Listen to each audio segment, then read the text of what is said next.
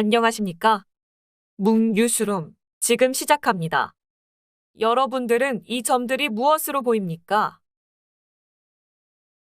이 점들을 세워봅시다. 조금만 다르게 보면 같은 포크입니다. 우리의 인식은 자기가 많이 보고 접하는 것으로 채워집니다. 서로가 다르게 보는 세상. 저는 오늘 모두가 외면해왔던 그들에 관해 이야기해 보려 합니다. 이곳에서 그들은 구분되지 않습니다. 가족과의 생활도 다를 게 없습니다. 그들은 고립되어 있지 않습니다. 그런데 우리나라에서 그들의 모습은 어떠할까요? 여러분들은 이 모습을 기억하십니까? 서울의 특수학교인 서진학교 설립을 위해 무릎까지 꿇었던 장애 학생들의 학부모였습니다. 하다고 무릎까지 꿇은 엄마들이 있어요. 바로 장애 학생 학부모들입니다.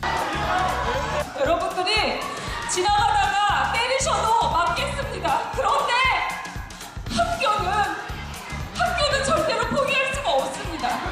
4년이 지난 지금 서진학교는 개교하였지만 학급 수가 턱없이 부족하여 여전히 많은 학생들이 이용할 수 없습니다. 인근 특수학교에 가기 위해 원거리 통학을 감수하며 새벽에 집을 나서야 하는 안타까운 상황이 이어지고 있습니다. 반면 특수학교 설립에 반대하는 목소리 또한 줄어들지 않고 있습니다. 이에 우리의 장애인 인식 개선에 대한 필요성이 높아지고 있습니다.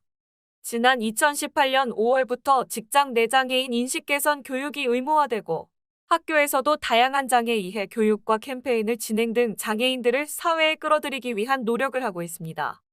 또한 국회에서도 법률 개정에 적극적입니다.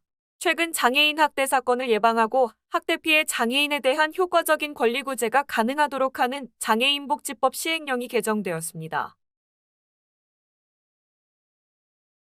그런데 이러한 법 개정이 장애인 처우에 얼마만큼의 개선을 가지고 왔을까요? 2021년 현재에도 이와 같은 많은 장애인 학대 사건이 벌어지고 있습니다. 이러한 장애인 학대는 오랜 기간 상습적으로 지속되는 경우가 많습니다. 이는 장애인의 인간다운 삶과 생활 안정을 보장하려는 우리 사회의 노력을 심각하게 훼손하는 행위입니다.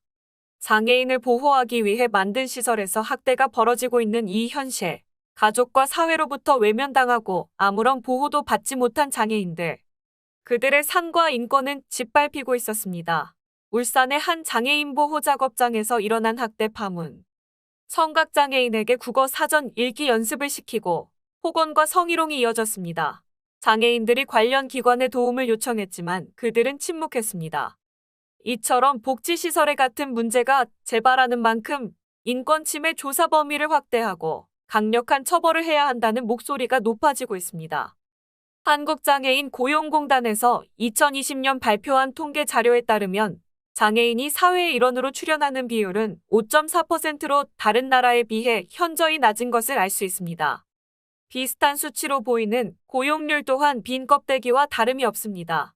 고용되어 취업 중인 장애인 역시 노동집 약적 직종으로 저임금 및 취약한 노동 환경 아래에서 근무하는 실정입니다.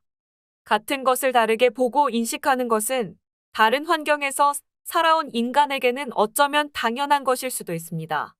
그러나 이것이 결코 사람 사이 선을 긋고 구분 짓는 것을 정당화할 수는 없을 것입니다. 알게 모르게 우리는 그들을 낙인 찍고 있습니다. 장애인들은 사회 다수가 만든 선과 기준에 갇혀 나오지 못하고 있는 것은 아닐까요? 우리의 외면과 침묵, 그들에게는 고통과 상처가 됩니다. 그들은 우리와 같은 인간이며 우리와 같은 권리를 누려야 합니다. 같은 공간에서 같이 웃고 느끼고 즐길 수 있도록 우리의 더 섬세한 배려와 관심이 필요합니다. 이상 묵뉴스룸이었습니다.